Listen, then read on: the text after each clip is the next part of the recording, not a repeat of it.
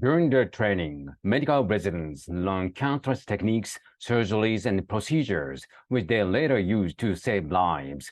Being able to remember these skills can quite literally be a matter of life and death.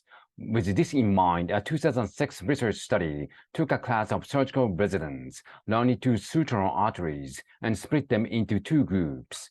Each received the same study materials, but one group implemented a small change in how they studied them. And when tested 1 month later, this group performed the surgeries significantly better than the other residents. We will discuss the secret to the group's success, along with two other highly effective study techniques, which can be applied both in and out of the classroom. But to understand why this method works, let's first unpack how the brain learns and stores information.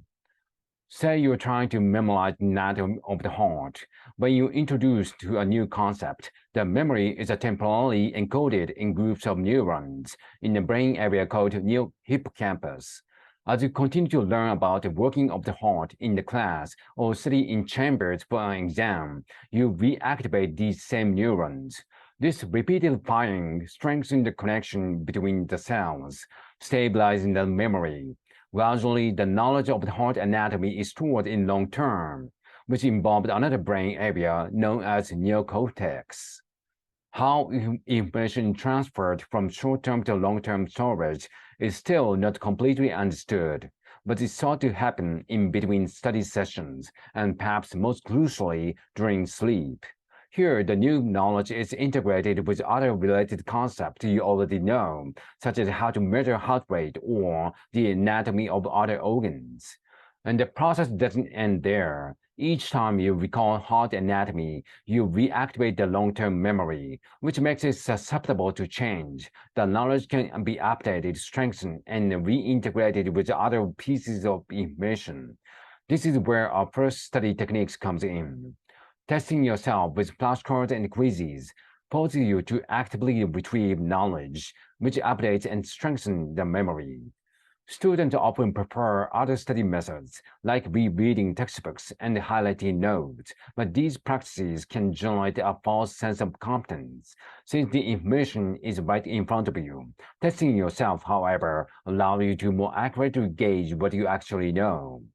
But what if, while doing this, you can remember the answers? Not to worry, making mistakes can actually improve learning in the long term.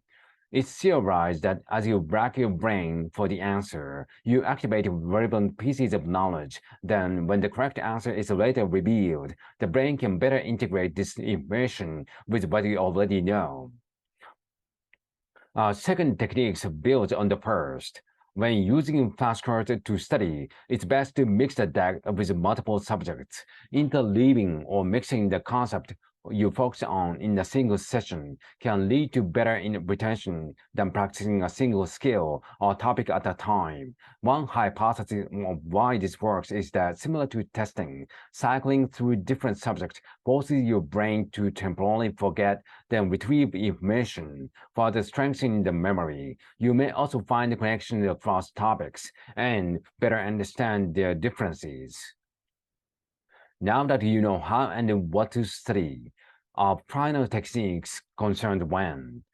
Spacing your review across multiple days allows for the rest on sleep and between sessions. While offline, the brain is actively at work, storing the integrating knowledge in the new cortex. So while climbing the night before the exam may seem logical, after all, once the material be fresh in your mind, the information won't stick around for the long term. This brings us back to medical residents. Both groups studied the surgery for the same amount of time, yet one group's training was crammed in a single day, while the other more successful group's training was spread over 4 weeks. The reason all three of these study techniques work is because they are designed with the brain in mind. They complement and reinforce the incredible way the brain works, sorting through and storing the abundance of information is fed day after day.